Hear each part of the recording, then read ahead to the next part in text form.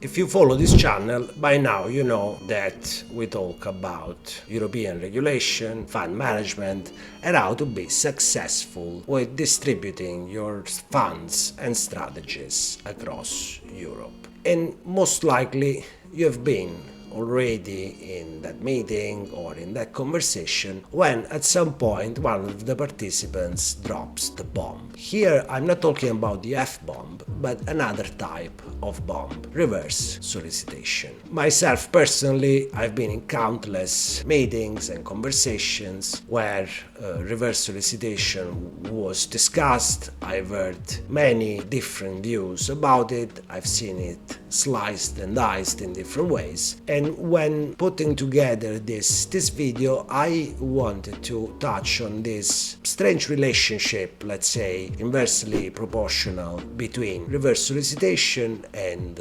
marketing, which I think most often than not goes unnoticed. And at the same time, I also wanted to give you my personal views as to why, especially with the introduction of the AIFMD Premarketing, reverse solicitation is far from being dead, but lives according to a different formula. Reverse solicitation became the obsession of managers in Europe and outside of Europe with the advent of AIFMD. Reverse solicitation is the anti-offer, the anti-marketing. It's an uncodified principle that covers all the cases when an investor, without having been solicited in any way, approaches a fund manager or a product manufacturer of a fund, in our case, to ask more about his products. So, for being something that is the opposite of something else, the idea is that for reverse solicitation to be defined, we needed more rules to define its opposite, which was the marketing. And this is what happens with AIFMD.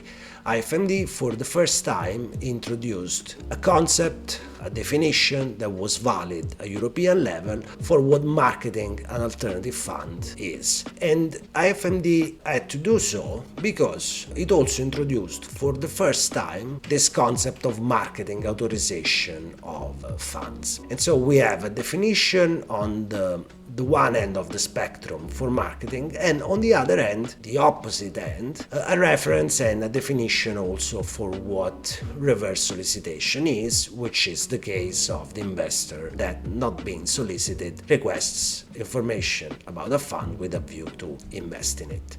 And so we have a dichotomic approach that leaves a gap in between what is marketing and what is reverse solicitation. This gap has been exploited most of the time to purport reverse solicitation, and that is the case of a marketing practice that exists in the world of the alternative investment called premarketing.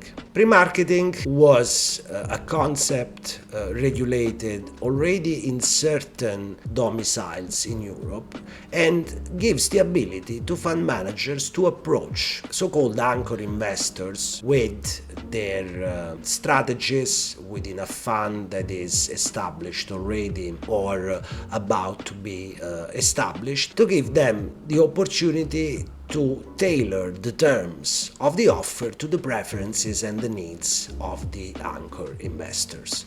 And so far there is nothing particularly toxic about this practice, if not that with the advent of AIFMD, all these approaches would then magically see that subscription from these anchor investors were purported to come as reverse solicitation.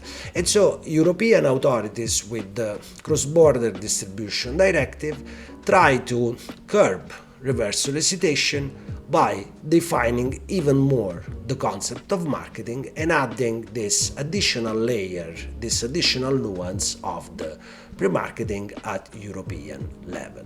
With AIFMD Premarketing, nowadays you can still approach investors with your strategies, but you have to inform authorities about it. You have to make sure that you don't use final documents or final subscription forms, and for a period of 18 months from the beginning of these activities, if there is a subscription, that has to come in the fund only after the fund has been authorized for marketing. So for 18 months from the pre-marketing activities, there is no possibility to invoke reverse solicitation. And so this, in a way, has significantly restricted the scope for reverse solicitation, but in our view has made it even more clear and has given an indication of what is the path to follow, what is not marketing nor pre-marketing. And to have a better view of this, we have to look at another byproduct of the Cross-Border Distribution Directive, which is the guidelines of marketing communication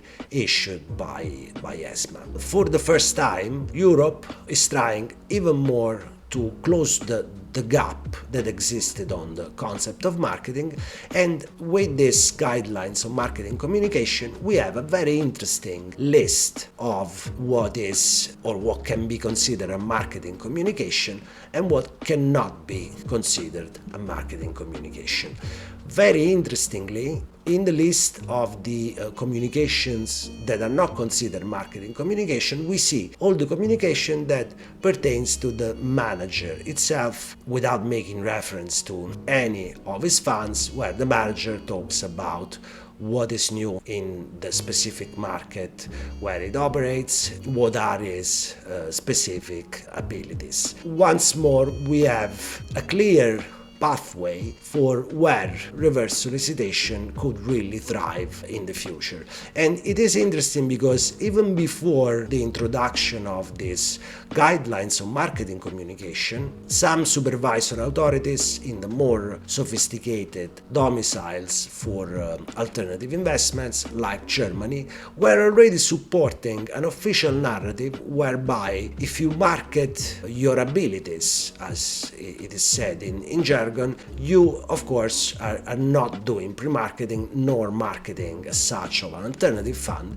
and so that is a gray area that you could exploit. So many may argue at this point that basically you can't really sell a fund talking about your abilities. On this point, I wanted to urge a lot of caution and attention in whomever wants to take this avenue, because it might be very easy that when talking about your abilities, you might go a little bit out of border and talk about a strategy or an idea. So this is the very first point to consider. Talk only about your abilities, talk about what is new in the market. Secondly, there is a misconception where reverse solicitation should be a disguised sale of a product. This is only a misconception. Reverse solicitation is any activity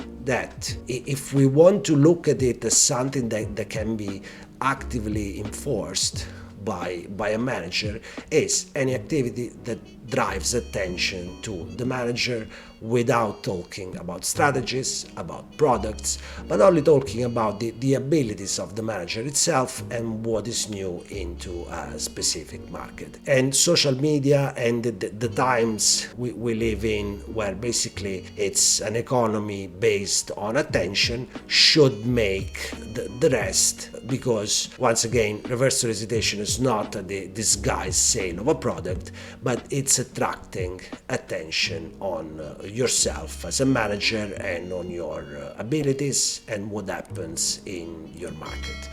There is more to come on European regulation. As always, thank you for watching and stay tuned.